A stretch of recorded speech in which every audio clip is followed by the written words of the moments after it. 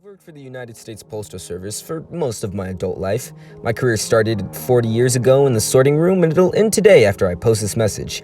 They're suppressing any leaks. You might even find a way to sweep this under the rug. But I have to put it out there. If I don't, I'll never get another night's sleep again.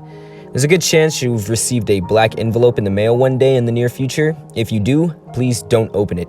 Nothing bad will happen right then. The envelope itself isn't really special, but inside of it, you'll find a white condolence card with your name and date written on it in pretty golden font. I promise that you don't want to know that date. None of us should know the day that we die before it happens. First time I encountered a black envelope, I was in the sorting room. I remember pausing to study the paper for a moment. Besides the unusual color, it also felt different than any of the thousands of other envelopes I had handled before. The paper was thick, almost phosphorus, and slightly warm to the touch. It was heavy for how thin it was. When my supervisor noticed what had caught my attention, she pulled me into her office and shut the door. "I was hoping we wouldn't see any of those this year," Diana told me, nodding for me to sit down. I still had the black envelope in my hand. The recipient's address was printed in clean white lettering on the font. There was no return address. "Is there something special?" I asked, trying to hand her the envelope. Diana jerked back like I offered her an unpinned hand grenade.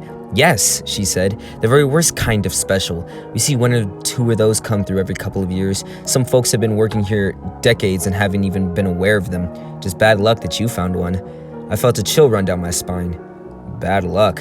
"We have an unofficial policy about those particular pieces of mail. Sort them and forget about them. Don't report them, and for God's sake, don't open them." "Sorted, but there's no return address." "There never is," Diana said, standing up. "Now please get that thing out of my office and don't mention it to me or anyone else here. Hopefully, we won't see any more of them for a long time."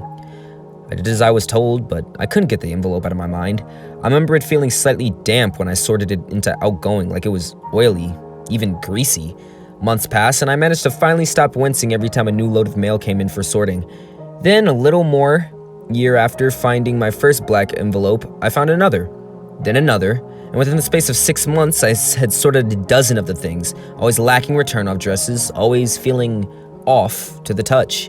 Diana began avoiding me. Some of my coworkers, the old hands who had been in the mailroom since they probably used ponies for deliveries, gave me wide berth too. It seemed that I had some sort of nasty black cloud floating over me, as if I was responsible for the influx of envelopes. I began having nightmares though, vivid but smeared panic dreams full of heat and shadows and violence. The next year I was transferred from sorting to deliveries, and I suspected that Diana just wanted to be gone from the tiny smoke-filled, remember this was 40 years ago, room that passed for her little kingdom. I was bad luck, and that was fine by me. I laced up my boots, got a comfortable hat, and started making my rounds. My first assignment was a quiet neighborhood on Maryland Shore. You've likely seen similar places, gravel driveways, oak trees with tire swings, above-ground swimming pools, you know. I loved it, and I always carried candy for the kids. I would rush out some mornings hoping for a package or present or a special letter. I brought milk bones for the dogs too, who were generally much friendlier than I had been led to expect. In 4 years walking that beat, I was only chased by a canine once, and when the retriever finally caught me, it turned out that she just wanted to play. Memories of the black envelopes and my coworkers' nervous glances faded quickly against the fresh air and sunlight of my new position. Until one winter, when I dropped off the mail to a regular. Betty Majors was this lovely old lady with silver hair and an endless parade of colorful bathrobes. She'd always meet me at the box at the end of her drive to collect her mail in person. Usually we'd stand for a minute and chit-chat while she opened up the letters. I was just updating her on my engagement to a beautiful girl 2 towns over when I saw Betty frown. She was glancing at the pile of mail in her hands. I felt a cramp in my lower stomach, something I couldn't explain. An emergent sense of dread as I followed her gaze. Sure enough, she was holding a familiar black envelope with white lettering. "Odd," she says, carefully tearing at the seal. I suppressed my irrational urge to yank the envelope from her hand. Instead, I watched her face as she read the message inside. Betty seemed confused. She looked up to me. "No return address." "Doesn't look like it. Can I ask? I mean, it's none of my business, but..." Betty shrugged and lifted the small square card up for my inspection. It's almost like an invitation, but it doesn't say what it's for. Gold letters, white stock, Betty's name and a date, little more than 2 weeks in the future. That was all. I shrugged and tried to smile. It's probably for a wedding or a funeral or a birthday party.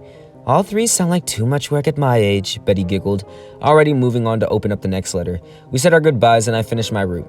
I tried to put the envelope out of my mind, but the morning of the day in the letter, I couldn't help but feel anxious. When Betty didn't meet me at the mailbox for our usual chat, the anxiety began to climb towards panic. I decided to bring her letters right to her door in case she was sick or occupied. A stranger answered when I knocked. A young woman with swollen red eyes, Betty's granddaughter. My client, my friend, had passed from a stroke early that morning. Some family was visiting for the holiday and found her body just after dawn. I'd only barely missed the ambulances as it took her away.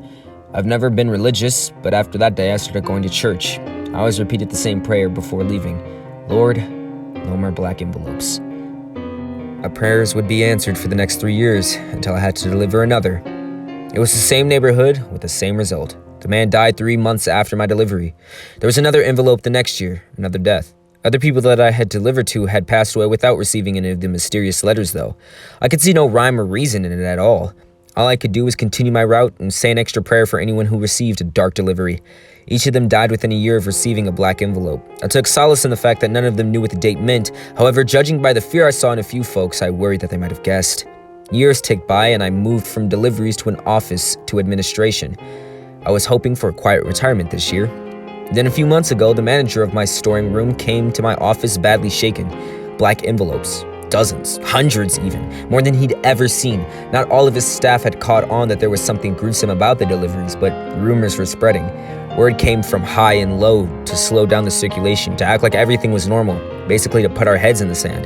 Another unofficial policy drifted down to management. Lose the envelopes, trash them, destroy them. It didn't matter. We'd burn the bastards by the dumpster load, and somehow the letters would be back in the storing room the next day. No one could explain it, and no one could figure out who was bringing the envelopes in or how to stop them.